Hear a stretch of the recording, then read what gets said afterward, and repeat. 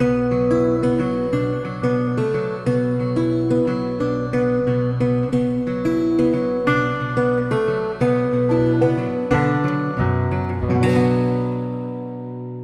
feel like your mind is a nonstop radio station stuck on repeat? I'm Dr. Gretchen Guevara, psychiatrist, psychotherapist, and educator. Here, I blend medical science, psychology, and personal development tools to help you take care of your mental health in ways that are practical, science backed, and doable in real life. Today, we're diving into mental chatter. We've been focused on a lot of digital overwhelm in recent episodes. Last week, we even talked about ways to use ChatGPT or AI in safe ways when you have burning mental health questions. But long before smartphones, there was another kind of mental noise draining your clarity. That constant inner voice, the overthinking, the endless replaying, the running commentary of self-criticism and doubt that just won't quit. Today, I'm going to give you concrete tools to quiet your chatter, improve your mood, focus, your goals, and even your relationships. Picture this. It's 11 p.m. You're lying in bed, and instead of winding down, your brain hits play on a highlight reel of everything you said and did that day. Why did I say that in a meeting? I sounded ridiculous.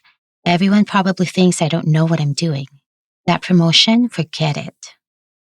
Sound familiar? Yes, because I've been there too. Just last week, I sent what I thought was a thoughtful email, and the reply just, thanks. My brain immediately filled in the blanks. Was I too wordy? Did I annoy them? Did I come off as condescending? 20 minutes of spiraling over a one-word reply. That's the thing. Mental chatter feels productive, like you're problem solving or preparing, but really it's running your nervous system ragged with imaginary scenarios. It's like a hamster wheel, except the hamster is stress.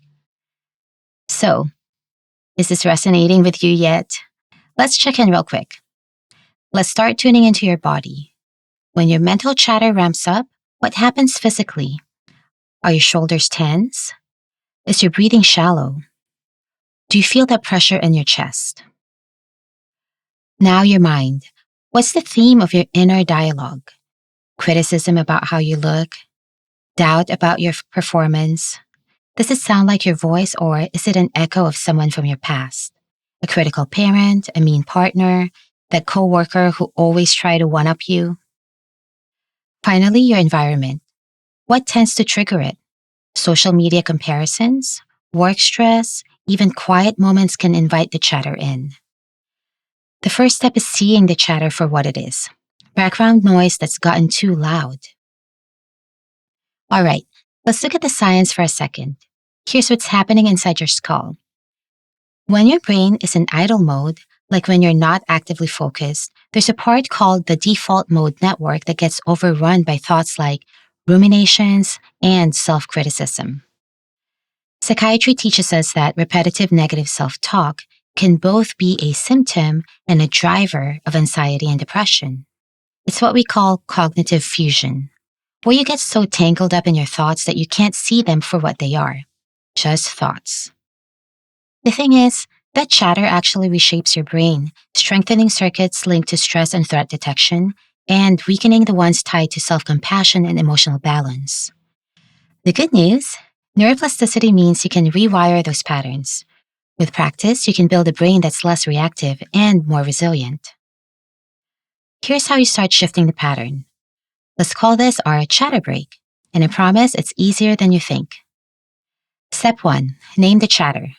The second you notice it, say, I'm having mental chatter right now. That creates space. You're no longer lost in it. You can now actually just observe it. Step 2. Compassionate interrupt. Instead of fighting with the chatter, approach it with kindness. Put your hand on your heart and take 3 deep breaths. Say, oh, this is hard. May I be kind to myself in this moment. Or, I'm being hard on myself. I can choose a gentler way. Step 3. Redirect. Don't aim to stop thoughts. That's not the goal. If you keep saying, stop thinking about thought A, Your brain will have to focus on thought A so it knows what to tell itself to stop thinking, and that's confusing.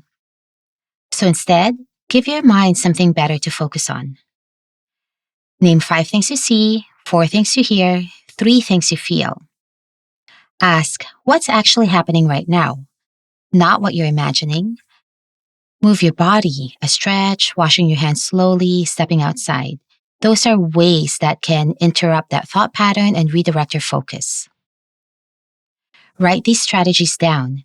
Type it in your notes app so you can look at it right away and remember the steps when you're caught up in an unhelpful mental chatter. Make your plan easy to access. The more automatic your response, the easier it is to shift. Remember that mental chatter builds on repetition. Every time you engage with it, those patterns strengthen. But every single time you interrupt the loop, you're building a new path. You're teaching your brain a different way. Think of it like training a pet. When your mind wanders off into self-criticism, you gently guide it back. No scolding, no judgment. You can even tell yourself, come back, let's focus on what's real. It takes practice, but the more you do it, the more natural it becomes, and you'll feel the difference. Calmer, clearer, less stuck in your head. I always remind myself that my power is in my calm. That's where I can ground faster. That's when my mind is open. That's when I feel like I'm in control, when I can confidently choose my next best move. Here's your challenge. Catch one loop of mental chatter this week. Label it, I'm having mental chatter right now. Use one compassionate interrupt, pick one redirect. That's it. One moment of awareness, one shift. All right, that's it for this week. Remember, your mental chatter doesn't have to run your life. You can learn to notice it, meet it with compassion, and choose a different response. The quality of your inner dialogue shapes everything: your mood, your focus, your decisions, your relationships, even how you go after your goals. Before we wrap up, here's what's coming up for the rest of the season. We'll look at worst case scenario thinking. That's a big one. Those times when your mind jumps straight to disaster mode and leaves you feeling on edge. We'll talk about regret loops and how to stop replaying what you can't change.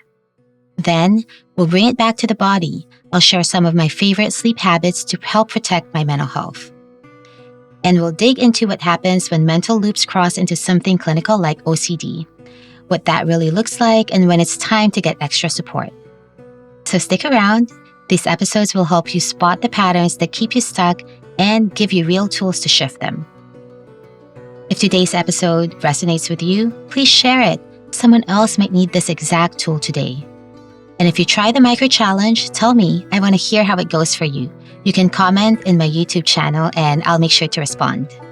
Okay, take care of your mind. I'll see you next time.